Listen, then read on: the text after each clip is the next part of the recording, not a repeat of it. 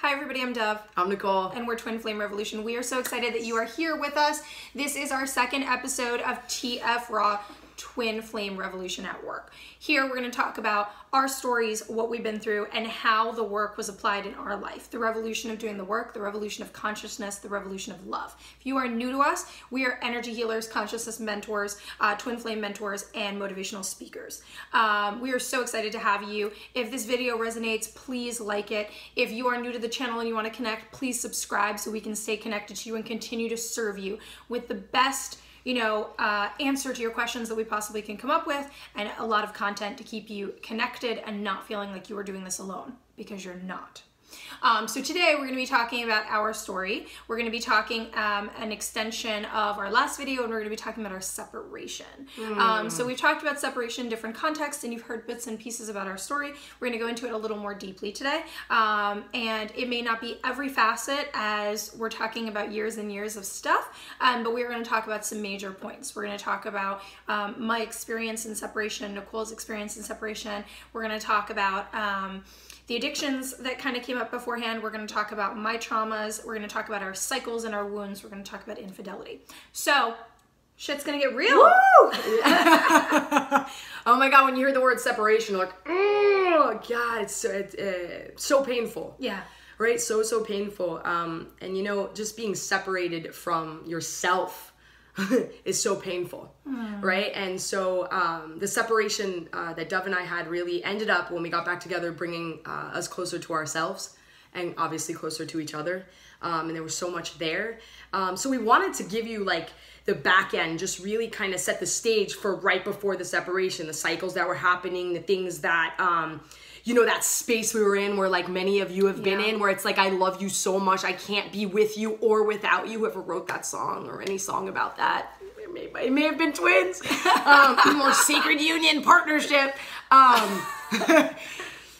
Yeah, so Dov and I were in cycles. Disgusting, ugly, nasty, horrendous cycles. We didn't even know we were twins.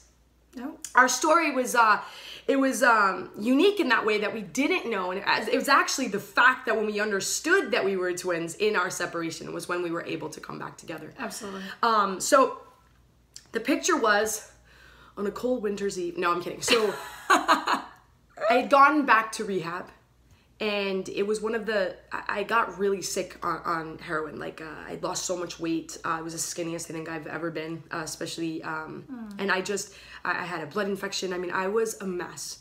And I went to rehab. I started doing outpatient, and I felt the hope come back, right? As many of you do when you get clean, or when you're able to overcome something really big.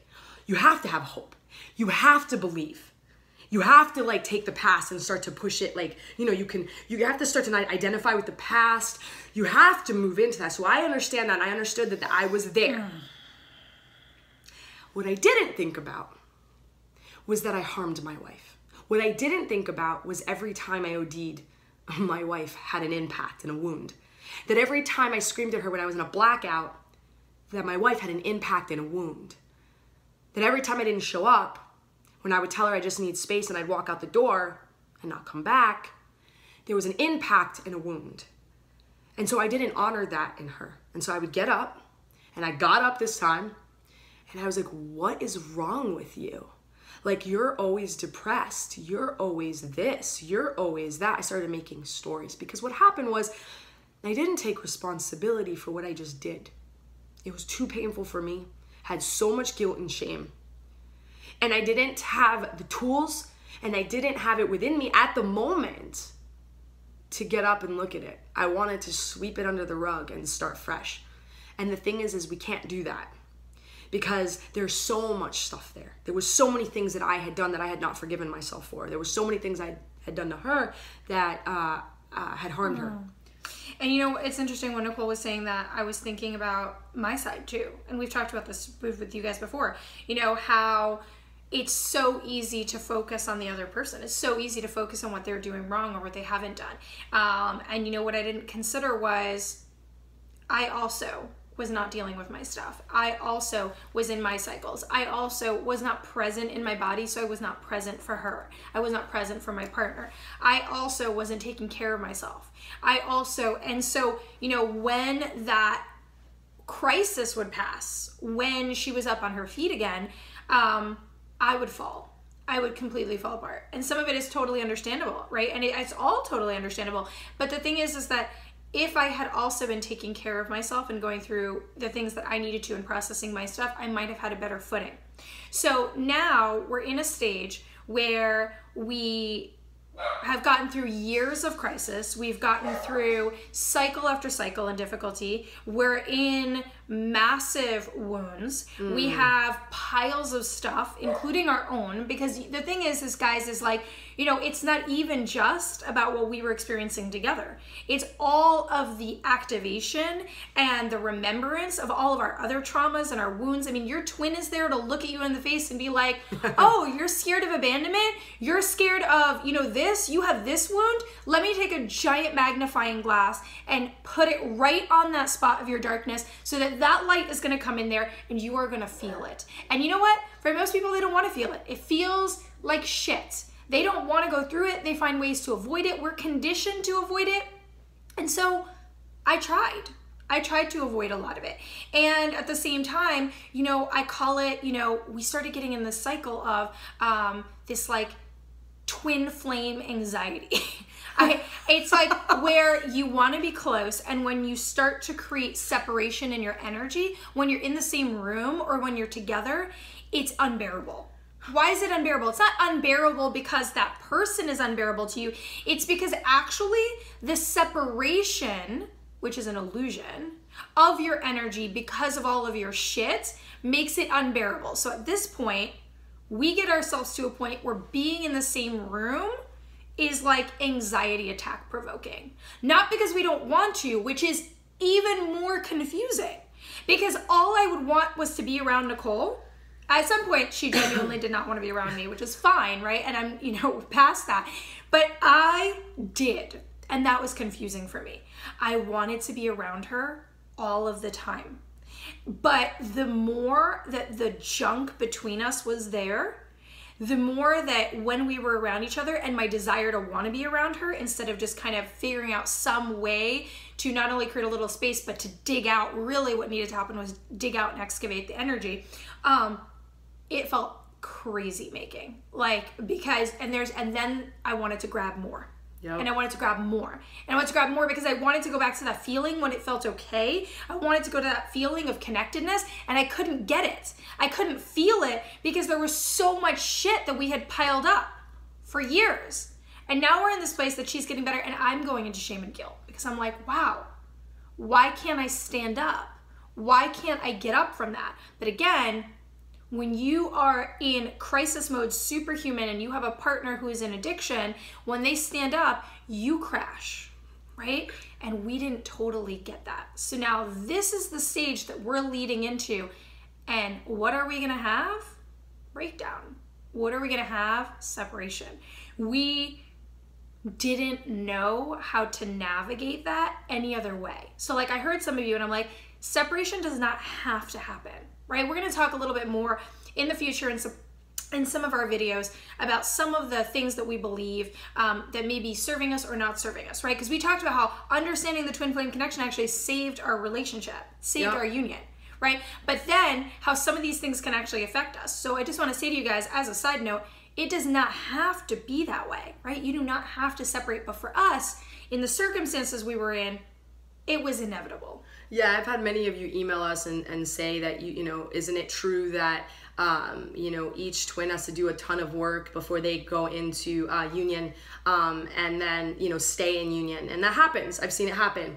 As for us, we went into union with not a lot of tools. There was a lot of shit that needed to be worked on, and we were able to only separate for a tiny bit to get to regroup and to understand. And so yeah. So right before Dov and I separated, I had about 4 or 5 months clean. And now I want to explain to you guys, when you guys start to put down your old tools that don't work anymore, like addiction or food or behaviors, those were, I said it, tools. Those were tools for you to live by. You use them to deal or not to deal, to face or not to face things. You use them. Now you put down all your tools. They're gone. And now you're faced with your twin, your mirror, your love, this intensity for the masculine it was hard for me.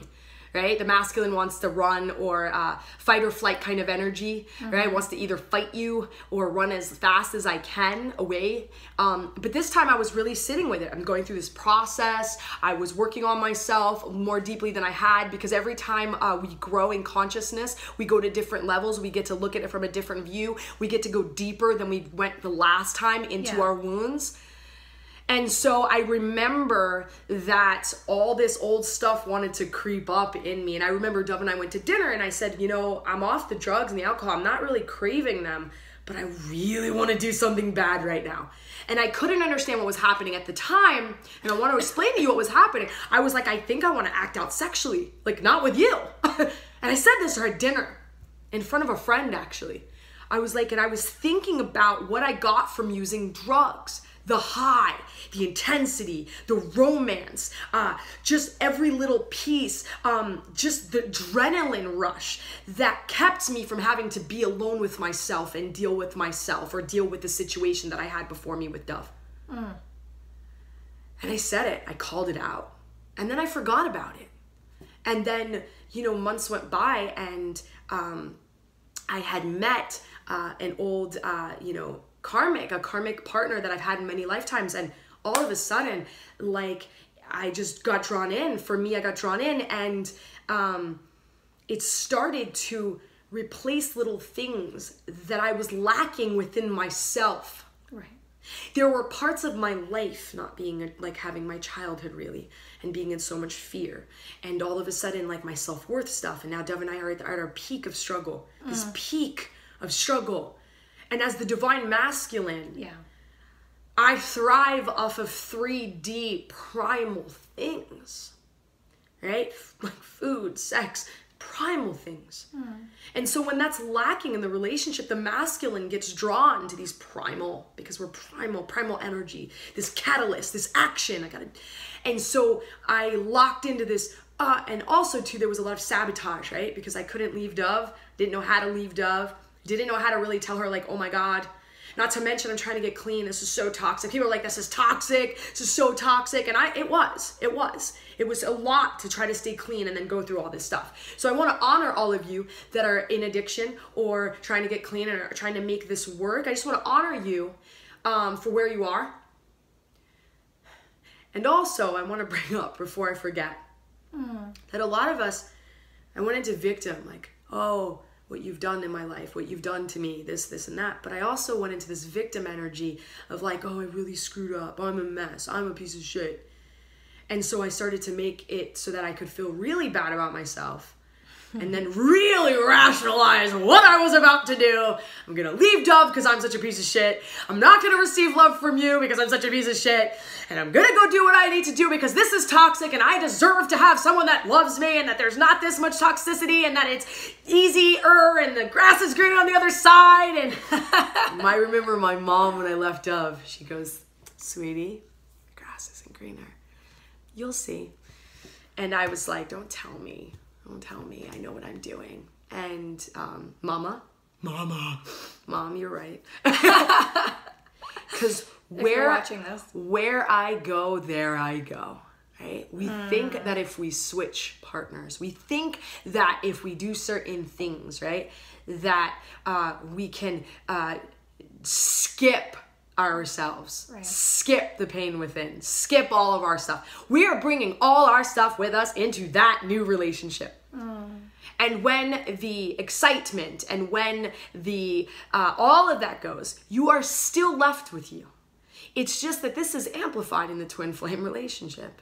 The activation happens, the passion happens, we lock in, and then it becomes really real.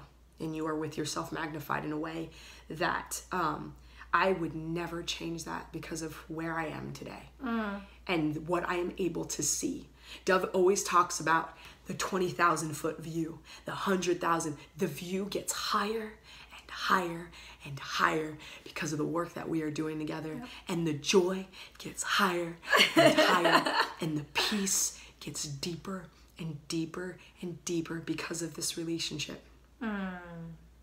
And I wouldn't trade that in because the grass is greener on this side. It's greener. It is. It's because it's life here. It is my life. It is our life. It is my truth. The grass is greener on this side because that's where I live, in this truth, and understand and remember all of this we had to go through to remember that we were never separate. One more time. To remember that you're never separate from your twin. Ever, ever. No matter if you're with someone else. You're never separated. This union is always happening in the 5D. You always have, you have come here to do something insane to the many, right? To house this unconditional love energy, right? To be like the Buddha, to be like Christ, to be like Osho. You have the strength to be like that. We are being that, right? As the example. Ooh, God, Nicole said so much stuff that is so amazing. And one of the things I was thinking about when she was speaking is, you know, she was talking about the masculine, and it's true. There's this pull in, right, to have that gratification. And at some point in your twin flame relationship, like first there's this beautiful flow of surge of energy, this recognition, the sexual chemistry, the telepathic, all of that. And you're feeling all of that. And it's that rush. And then, as Nicole was saying, like, then you're with you, and you're also with your twin's intensity, and you're with your own shits, right? And so it's like, how this relationship is not a relationship. I mean, it is, right? We can have it in all its facets, but it is not just a relationship. It is so many different levels. And we've said this before, and we say this in our webinar on understanding the twin flame connection, and we go into it even more deeply. And it's like, it is so many things. Nicole is my teacher. She is my master. She is my family. She is me. She is my lover, but not one in an exclusion of the other. She is my friend. Right? And we vacillate in those energies. And one of the things that we also didn't understand is that you will vacillate in that energy.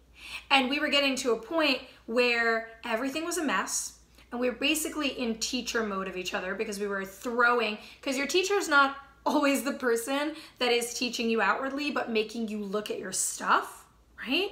So she was being my teacher and I was being her teacher, but it was really hard and we didn't understand. And so it's very easy to go, I'm not in love with you.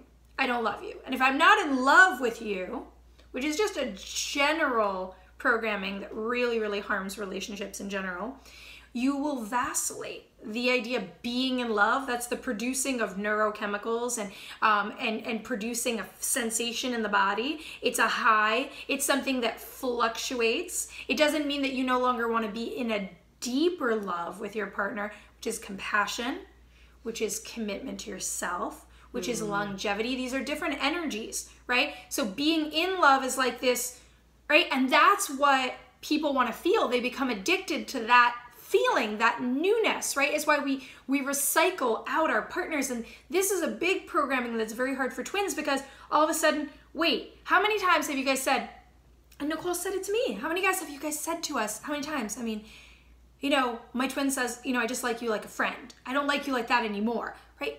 Because the brain wants to compartmentalize it. It happens. So that it can only only be one thing. Yeah. Right? It's like either I love you like a lover, I love you like a friend, I love you like a master, I love you like a... But with this union, it's everything. So let's back up a bit. And so now we're in this situation. Nicole moves into that energy. What the hell is happening to me? So now I'd already been feeling... Because, by the way, we've talked about this, transparency in twin flame relationships. You're going to feel everything. But I didn't realize. My intuitive gifts are now expanding most drastically at this point. I don't know how to manage them. I try to lean on other intuitives, which give me drastically bad information. I revert back to my mom, who is the best psychic I've ever connected with. I reverted to your mom too when we were in separation. She's so not biased. Oh my God. Everybody she was able to help. Yeah. So yeah, she was able to help us both with zero bias, right? Without even, you know, breaking privilege and telling each other, you know, telling the other person about the stuff. And so now I am getting these true, clear messages from my higher self about what's happening. And I am getting from the outside world, you're crazy. It's not happening. This is not right.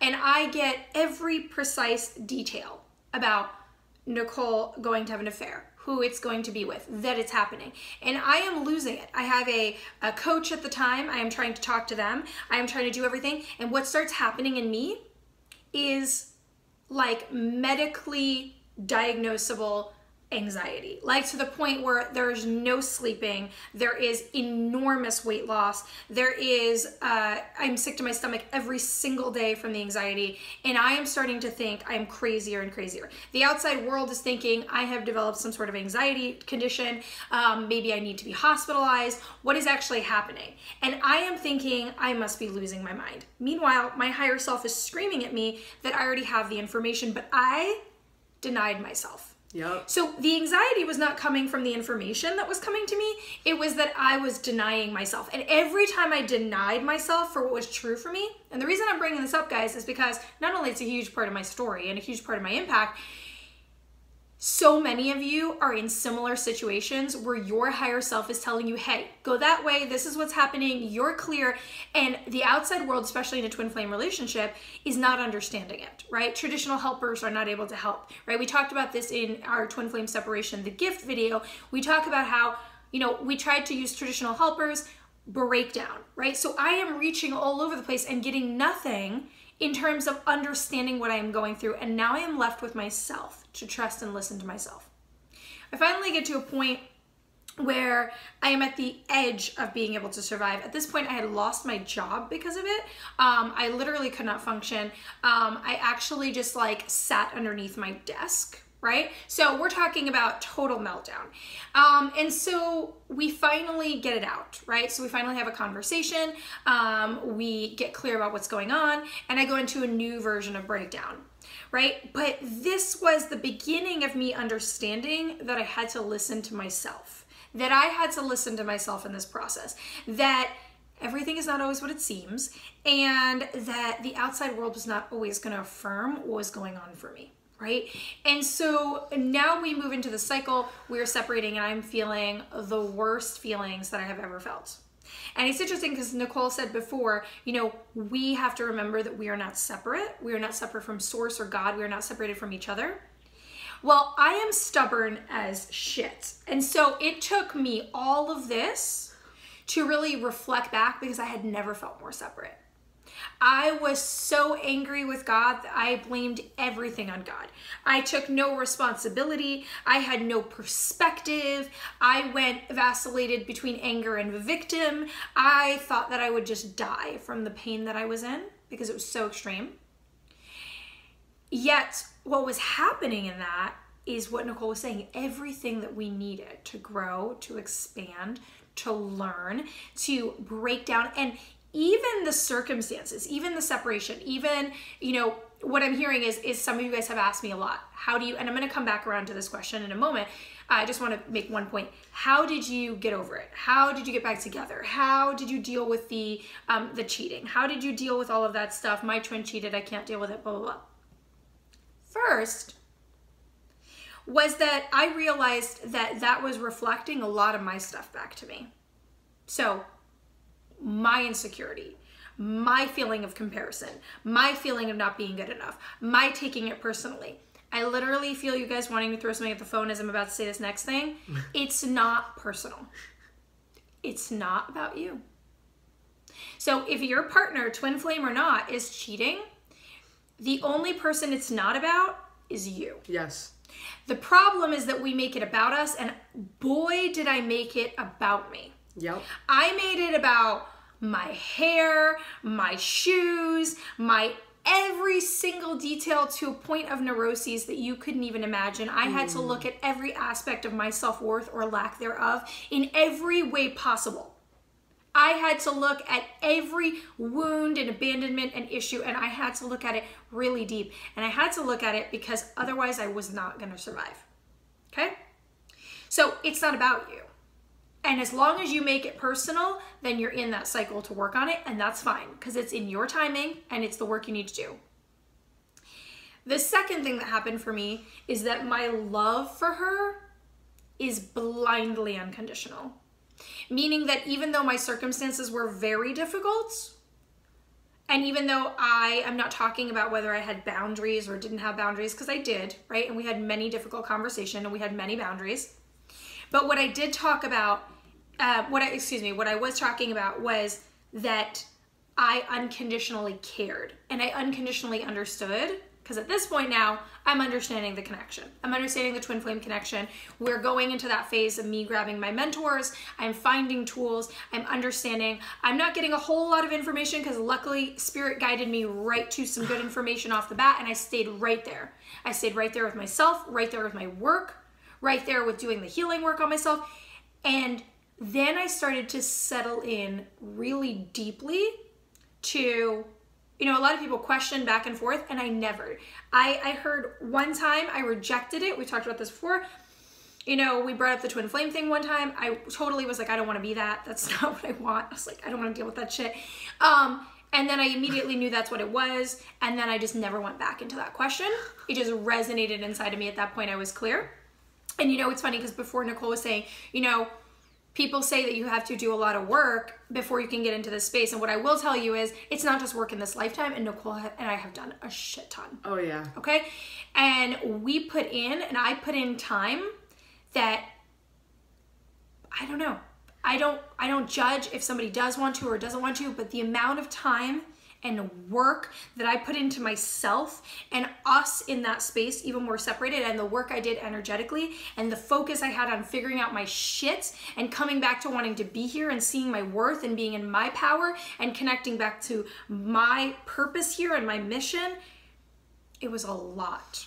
It was a lot of work in that space, and it was definitely worth it.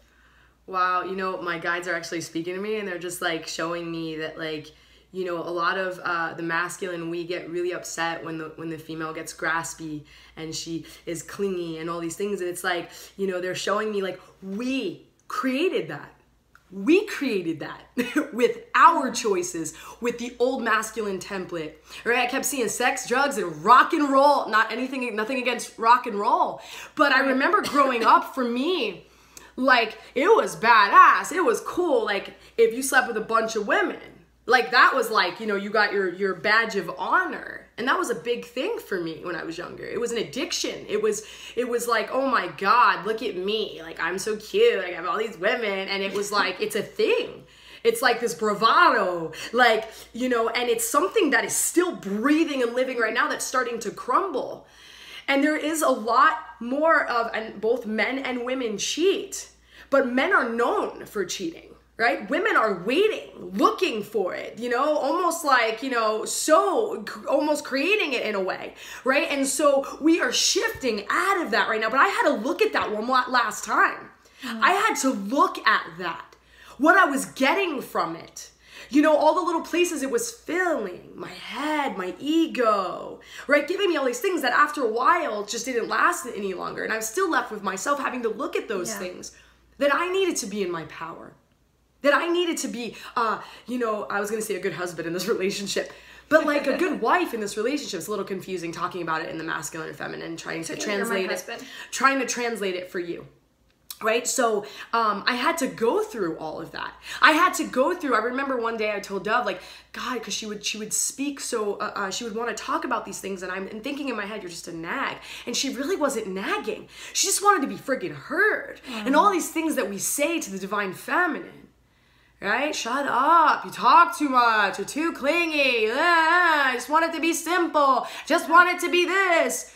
We're facing all these things now. I had to face all of those things that were within me. All that programming. And all of that programming. You know, that I can't be loyal. That I need to be. I had to go through that, the programming of, you know what, polyamory is the new spiritual. I had to go through that because I had the thought, well, you know what, you just don't get everything from one person. You got to get it from many. And I'm not talking polyamory, I'm talking about my story. Because in my relationship with Dov, there was no way in hell that I could have a third party in that way while we were in union. It was, you cannot, I could not. It's very complicated. It's called twins for a reason. There's dos, right? And so I'm saying all this because all of this started to crumble and it started to panic. Because then I had to be left with, oh my God. And I remember when I started to come back to Dov and Dov was working with our first mentors, and I did a session with them, and I remember when this was said to me. This is not going to be like every relationship you ever had or what you thought a relationship would look like. It is not going to really be easy. And oh, I was pissed. Because I was like, my whole life wasn't easy. I'm just like, I've been in a dark night in the soul for 20 years. I was like, now I'm fucking staying in a relationship where this dark night's gonna be forever and ever and ever. It's not forever and ever and ever. But I was mad. I was mad. I had to sit with that. And the thing was the pull was so intense that I couldn't leave after that. And once I really accepted, right? So I read something about twins when we were in separation, and I was like, that's definitely not Dov and I. And then I started reading more and more and more, and I'm going, oh, no. I was like, no, that's Dov and I. And I started to panic. And I started to remember. And I was like, oh my God, because now I'm just like, oh my God, like I don't understand. And I remember I had relapsed after 14 months. And of course I wanted to blame Dov. And then I didn't, because I realized that the reason why I had relapsed was because I was in a situation that was going against my nature. Me being a cheater, me being a liar, me harming 2 parties and 3 parties. Me being not in my power, right? Not in choice, really, right? Just kind of just whatever, flying through, not being the big heart, right? This heart that is immeasurable, right? This heart that is immeasurable, it was in me, that I know is in me now. This heart that is all love, that can deal with any situation. But this situation seemed so hard because there was so much involved, and there was so many tears involved, and there was so much energy involved, and there's so many past lives involved. And like for Dov and I, for me and this other, and it's just like, it was confusing and it was painful. And I remember many times hitting my knees going, I can't do this. And then to only hear, yes, you can. I can't do this. I don't know how to do this. And I was like, no, you do. And this sharpened me in a way. Because when it came to coming back to pure love and my love, I was able to see who I was and what I had come to do. And I was able to see, right before I left Dov, I had this most authentic conversation with my wife. I had a life coach that my first life coach ever had coached me through getting to really be the most vulnerable and authentic version of myself. We had done a session, and we were sitting with that, and I get out of the session, and Dov and I started talking, and all of a sudden the talk got into this heated thing where I was just like, I'm not in love with you anymore, and I do not want to be with you. And my wife looked at me, and she said, baby, thank you for being so honest. I want you to shelf this for now and not make this a reason to pick up. I had 4 months clean. And she hugged me, and we cried. And at that moment, that was my most vulnerable state of being. What I could understand and comprehend at that moment, not the 20,000 foot view, not the 100,000 foot view, not that view. Just right here. That was my view. And I was honest. And then I got to work my way up to say, oh my God, that's not true. My conception and my idea of love at that time was very tiny. I didn't understand. Love should feel good. Love should be easy. Love should be white picket fence kids and laughter constantly.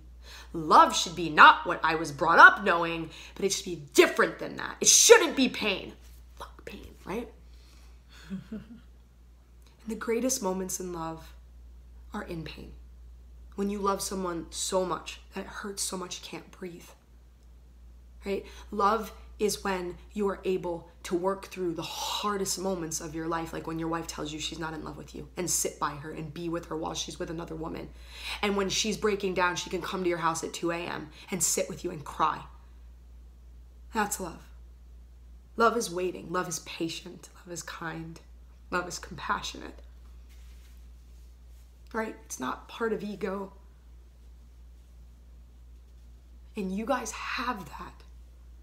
You are capable of loving your twin when they've left you and they're using drugs and they're with another woman or man. You are capable of still being in your power. Here's the thing, when I left my wife and my wife was calling me, everyone called that I was in my circle, not my circle, but certain people were like, wow, your wife is fucking nuts. And I thought my wife was weak. Like, look at her. And the thing was I was unable to see her for who she really was because I was unable to receive the love she was giving me at that moment and the power that was in the love that she was giving me when we were in separation. And when I look back now, I'm like, that is the most powerful. I remember the day I saw the power in it because I was starting to receive that love from her. And I was like, that's Christ's love. Like, I'm going to love you no matter what. And I'm not weak, and I'm going to leave my heart wide the fuck open. No matter what. That is not weak. That is love. Right? When I'm able to watch certain things online and I get so angry when somebody's harming a puppy, and all of a sudden the first reaction is I want to kill that person. And then the second reaction is that wanting to harm you is the exact fucking problem that we're here. And bringing love into it. And bringing love. And bringing love. You have the opportunity every moment, especially in this relationship, to be loved. Doesn't make you a pushover. Because once my wife started to stand up in her own strength, she was unwilling to deal with the bullshit that I had to offer. Yep. I don't know if you want to talk about that. Because it was not easy. But wow, I'm red and rosy. She did. She finally had her voice, step in. And that was actually when I piqued interest in getting back with my wife, was when she stood up. That was when she got my attention. When she was like, don't speak to me like that. This is not like, you're not going to get to treat me like that. This dynamic is no longer this.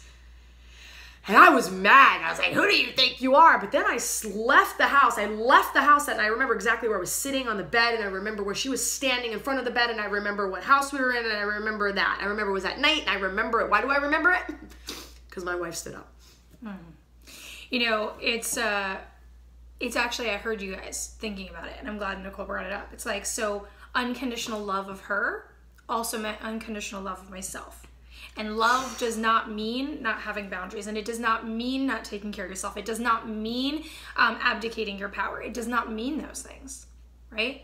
But what I didn't have is judgment about her sometimes, right? But what I tried to do is be in that state of realizing at a higher level. What I would always come back to is realizing who she was, realizing what we were going through, realizing this is not about me, realizing that these are experiences that we needed to have, realizing that there is a bigger picture going on all the time, realizing that, and it was also the first time in my life that I realized that I needed to be here no matter what happened. Because in my life, I wanted to be here for other people. I didn't know if I could stand on this planet by myself. I didn't know if I was worthy to be here by myself. I went through tremendous amounts of trauma, and I had to decide I had to be here no matter what, whether I had her or not. And in these moments when I was able to stand in that, stand in my power, is when we started to shift. And it's not something that I did as a game, right? We tell you guys all the time, don't do games.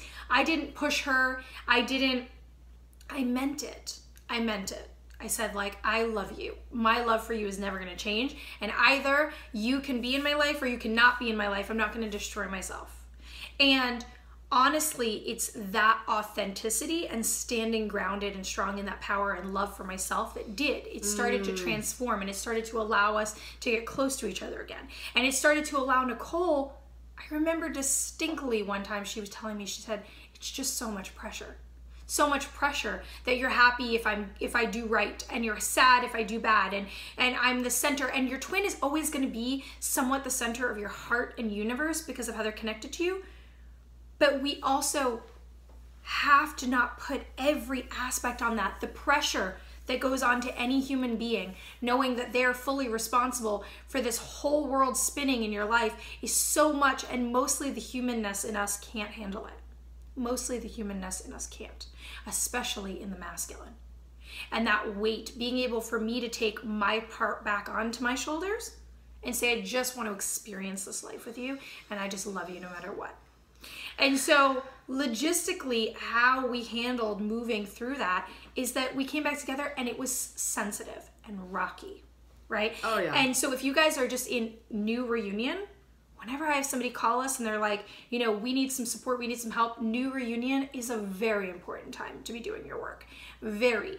Because it is going to go up and it is going to go down. And one of the things that I wanted to tell you, I wanted to go back to, one of the tools, because I want to give you some tools and some tips about how we got through it. When Nicole and I were still separated, I started to go into gratitude for when I got to hear from her. Even if it was just, how are the dogs? Did you do the accounting? I forgot something at the house that I need to pick up. Any bits of communication, anytime I got to see her. And I remember that it was my birthday. And I was just thinking that. Yeah, we did something together another time for my actual birthday, but on the day of my birth, she came by because she forgot her bag of stuff. And then she left. And I think I actually saw her that night, so I take it back. But that morning, and it's because of this, that morning I saw her and she left and I started to cry and I wanted to feel bad. I wanted to feel like, wow, she's not with me on my birthday. This is so, and I wanted to go into that energy and I stopped. And I said, I'm so grateful I saw her for my birthday. I'm so grateful that I saw her for my birthday. That gratitude built a whole experience where I got to be with her. I got to be with her later. I got to be with her with my mom for dinner. I got to have everything that I wanted because I started to expand that gratitude. That gratitude is how we get out of states of lack. Whether that lack is lack of connection with your twin, that lack is lack of money in your life, that lack coming into utter gratitude for what we have in the moment. And I started to squeeze those moments together with so much gratitude. So fast forwarding to the work that we were doing, she came home, we went up and down. We had to still go through our cycles. We still had to work. We still had to look at it. I had to look at my triggers. I had to talk about my triggers. I had to feel into it. We had to honor each other. We had to sit down and hold space. We had to say all the hard shit that's in our head. We had to get it. We had to understand. We had to hold and understand love. I had to still make it not about me. I had to allow us to grow. What I could not do is hold it over her head. And I'm going to tell you why. Because if you're in that place, we can't do it. Not with infidelity, not with separation, not with past, not with hurting. Here's the thing. If you choose to get back together, then it's also your choice to move through it. To move through it. Not get over it, because that's jumping over it. That's not actually working on it. To move through it and allow yourself to be in a place that is no longer bound by that. So what I had promised her from the beginning was that I was not going to torture her for the next 20 years, because that would have also tortured me. That I get to say, oh, well, you can't do that because you cheated on me or you separated from me. You can't do this or you can't do that or you can't, and I hold everything in that way, not even allowing myself to move through it, right? Recreating, and I went back to that state and I said, I don't have to not question things. I don't have to not have her be accountable to make me feel better, but I'm moving towards reestablishing that trust. And what I did is I asked to reestablish that every time. And every day I would see it as, okay, we're doing it fresh. We're doing it new, but I also worked on my stuff, right? And having tools in place and having people that understood the connection and listening to myself. So I want to go back to that I said, because I promised you guys I would go back to it. When we were in separation and everyone was like, you need to get over it. Nicole said it. People were like, Dov's crazy. Why is she? And it's not that I wouldn't let go of the outcome, because that's God's bodega, and I did. But I knew that the connection was there, and my higher self was telling me it's not finished. Not that the relationship is not finished, because I didn't know, but something wasn't finished. She even told me, and I was getting really angry with her. Maybe don't tell your twin. But it's over! I felt it, but because I had already gone through that massive trauma of not listening to myself when the infidelity was going on and almost losing my sanity over it, I grounded in that trust. And everyone, except for maybe one or two people, did not believe me. And I just grounded in that trust. I had to listen to my heart and my higher self, and that alone. And that produced a few people to guide me in that moment that were a godsend. And that is what I held on to. I held on to my higher self. I held on to my truth. And it defied reason. And it defied the odds. And it defied what even my twin was telling me, but I had to ground in the truth. Sometimes the truth is hard. right? Like I had experienced before. Sometimes it's not what we want it to be. But honoring that truth coming through us brings us peace, whether it's a hard truth or it's an easy truth, whether it's a truth that we want more than anything in the world and we don't know how to accept that we feel it, but we don't see it manifesting in our lives, or whether it's a truth that we can't imagine swallowing, right? But I had to be aligned with myself. I had to trust myself. I had to walk that. And I had to do anything and everything that my soul had asked me to do to follow that. And I did. Yeah, and I mean, when I came home, I had one foot in the house and one foot out the door because I was scared and I didn't trust. You know, I'd relapsed. I wasn't up yet. It was hard. I had to get clean again. You know, it was a battle with that alone. And so it was complicated. It's not always easy. Dov didn't have, you know, any right to trust me because I didn't trust myself. And you know, we worked through it though. We then became honest, right? It was a very slow thing for me to be honest. There was a lot of things that, not a lot of things, but there were certain things that I had a hard time being honest with. And one of them was, you know, anything around my drug addiction, right? Because I was trying to protect it, right? It's not that I'm a liar, but, and then also to just, you know, there was a lot of pain and agony and things that went on, you know, with the third party. And so there was a lot of triggers there that triggered stuff from, you know, within me that was making me angry and that needed to be dealt with. And that was old, ancient stuff going on in there. So it's not easy. I don't want you to think like got back in you and everything was, yay. No, it was so much work. There was so much pain. There was so much tears. And we were able to do it though. Like it blows my mind that we did it. Like no one died. Like barely. Almost died. For you guys that are in separation, I want you to understand something about the masculine and the feminine. The feminine is the receptor. The feminine is receiver of the divine, able to channel that, house that, right? Able to sit with emotion, able to sit with the intensity, right? Very different than masculine energy, right? The masculine is like, you know, is the catalyst, is the growth thing, is the movement. And so it's difficult for the masculine to sit in that, to sit in the relationship. Because you're like, why is he always running? Why is he not here? Where the fuck is the masculine? Well, there's so much stuff that we were working on, that we are working on, that's being dismantled, right? Yeah. When we look at the masculine and the feminine, which we're going to do a video soon, we're no longer looking, we're melding the gender. It's like the gender doesn't matter anymore because each one of you has the masculine and feminine. This is like an old concept that we're letting go of so that we could be fully balanced in it all. So the masculine can, you know, really accept the feminine within, to stand strong, to sit in the relationship, to not run, to hold space, to channel, to be quiet, you know, to have that aspect, you know. It's not like, oh, well, you're a man, I'm a woman, you have your thing, we have our shit, we're just gonna, no. We no longer accept that as truth because it's not. And so this shift, though, means, though, that if you, I remember when Dov was like the lighthouse, right? When Dov was doing the work before I got clean again, when Dov was, you know, laying it all down, when Dov was, you know, praying on behalf of both of us and clearing on behalf of both of us. Wow, I'm gonna admit it. I'm the first to admit it. I needed that. Right. I needed her to do that. Thank God she did that for me, so that I have the space to stand up. And so for a lot of you, you're like, I just want to give up. I just don't want to do this anymore. Right? But you can, and you signed up for it. And it doesn't mean that you need to roll over and be a pushover. And it doesn't mean that you can't get up in your life if you're in separation and have all the things that you want right now if you haven't talked to your twin. It doesn't mean that you can't be with another partner and grow from another partner right now. And a lot of you can't do that. It's not in your makeup right now. You are like, I cannot do that. And so honor that part of you. Right. Honoring yourself. Wherever you are. Honoring yourself. Right, and hearing yourself. So I hope that this was really helpful for you guys. You know, we're squeezing tons of experiences into small categories.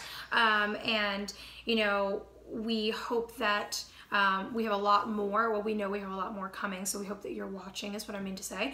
You know, if you like this, like the video, subscribe if you're new, stay connected. We have more coming. We're excited to do these. We feel that they're important to share how we manage to get through things, how we do the work we do. We'll talk more about how we work, the tools and the gifts that came out within us as we were doing stuff and even beforehand in the future videos.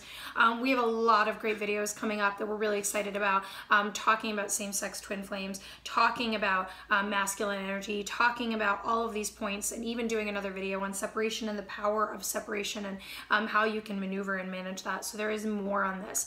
And so we're talking about it. If you guys are not on our other social media, come on by, because we have, you know, our sermons every Sunday. We have tons of content that is about to come your way. I don't want you guys to miss it. So follow our Facebook page and connect with us so that you do not miss that content. I am telling you, there are like 15 videos we have in line.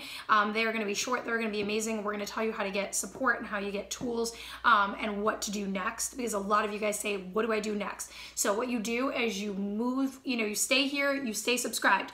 You move on also to make sure that you're checking our Facebook and you're, you know, signed up there, so that you're able to know what's coming and we're able to guide you directly. And so we are just here to serve you guys. We love you so much. We love you. You know, we hope always that, and the reason we show up so vulnerably and with all of our hearts on our sleeve is because with our love, we really hope that we bring some relief. And we hear from you guys all the time that we do, which is just moves us to tears every time, that we bring some relief to your experience, that we bring some guidance to your experience, you know, whether it is just through a video or all the way into being able to talk to you one-on-one and do work. So we are so grateful for this and for being able to be on our mission and our purpose and to be able to serve all of you. So we love you with all of our hearts.